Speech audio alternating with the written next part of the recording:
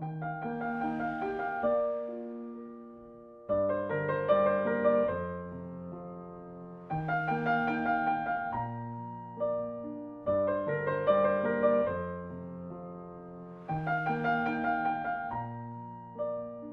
married my wife in March of 1998.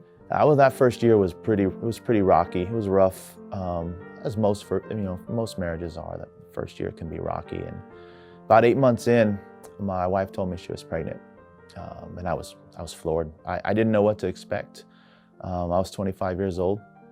I could barely take care of myself, let alone a wife, and thinking about having to take care of a child too. I just didn't know how I could do it. And I will tell you, when Haley was born in July of 1999, I think it saved our marriage. I really do. I think my wife and I, our purpose in life became a little bit different. It wasn't about us anymore. It was about this beautiful little girl, and I don't feel like I could have loved anything more than that little girl.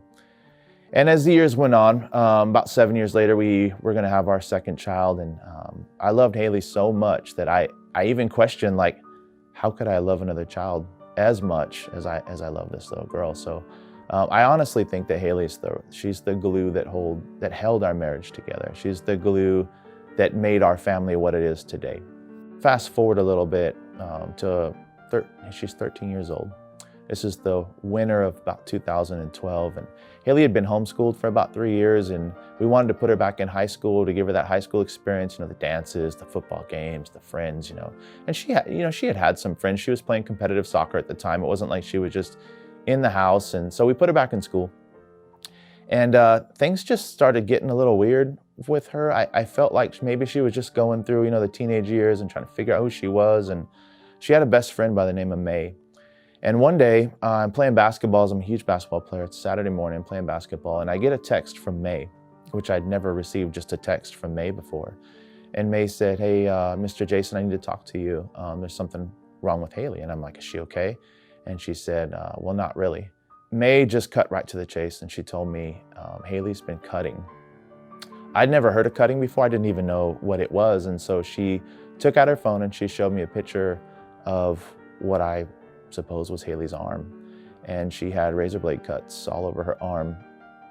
So we were living in Monterey, California. And so I don't know if you're familiar with the climate in Monterey, California, but it's fairly cool all the time, 60s, upper 50s. And so Haley always had a sweatshirt on. She always had pants on.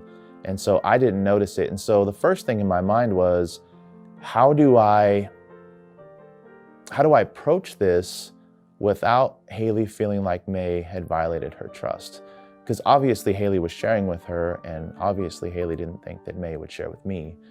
And so it just so happened the next day we were on a bike ride and the sun was out and it was pretty warm. Haley had a sweatshirt on and she complained about being hot. So I told her, "Why don't you take your sweatshirt off?" And when she did, we were riding, I saw the cuts on her arm. And when we got home, I asked her about those cuts, and she said that the cat had scratched her on the arm. And then I just said, "Those aren't cat scratches." And we started talking, and Haley was going through some things at school. She felt like she was being bullied and picked on. And so we talked through it, and I thought everything was good. And so we fast forward to February of the next year, and May called me up again. And she said, "I don't think Haley is okay. She's still cutting." And she sent me pictures, this time of Haley's legs and her arms, and she was still cutting.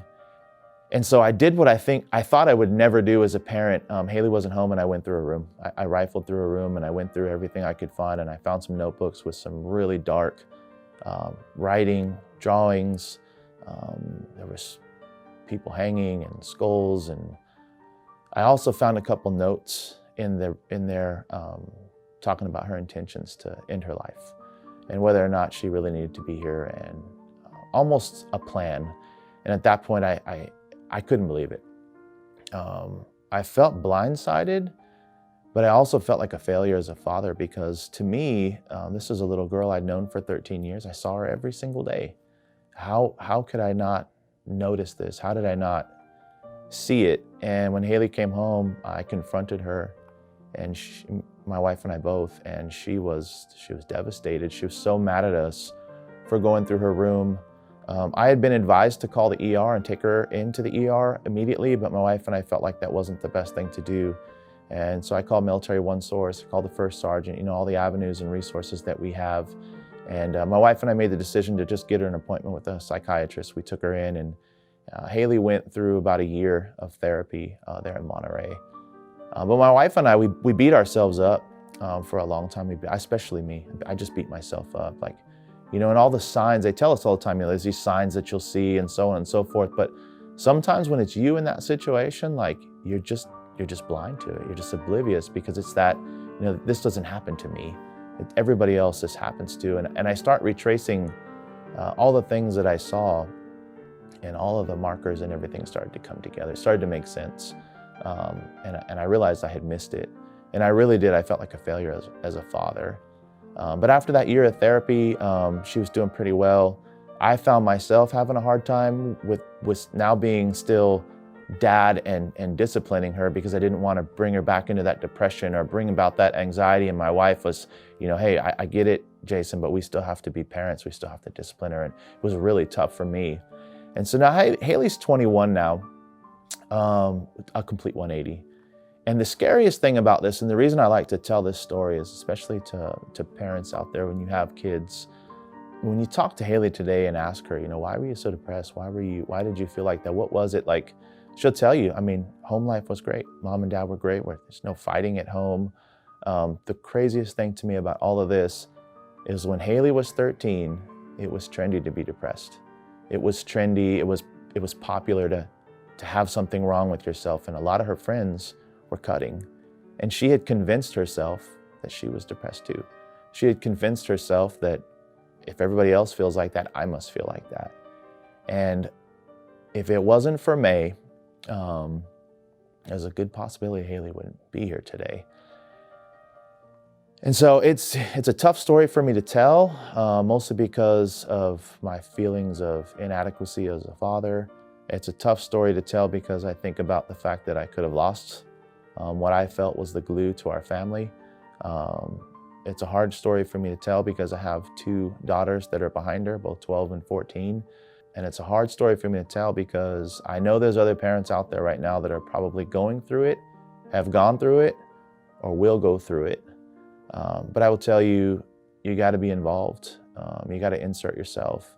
And sometimes you may feel like you're going to violate someone's trust or you're going to break a promise to someone. But I will tell you, you need to do it because everybody has a purpose on this planet. Everybody has a purpose in somebody's life. And I like to tell everybody, you mean everything to somebody.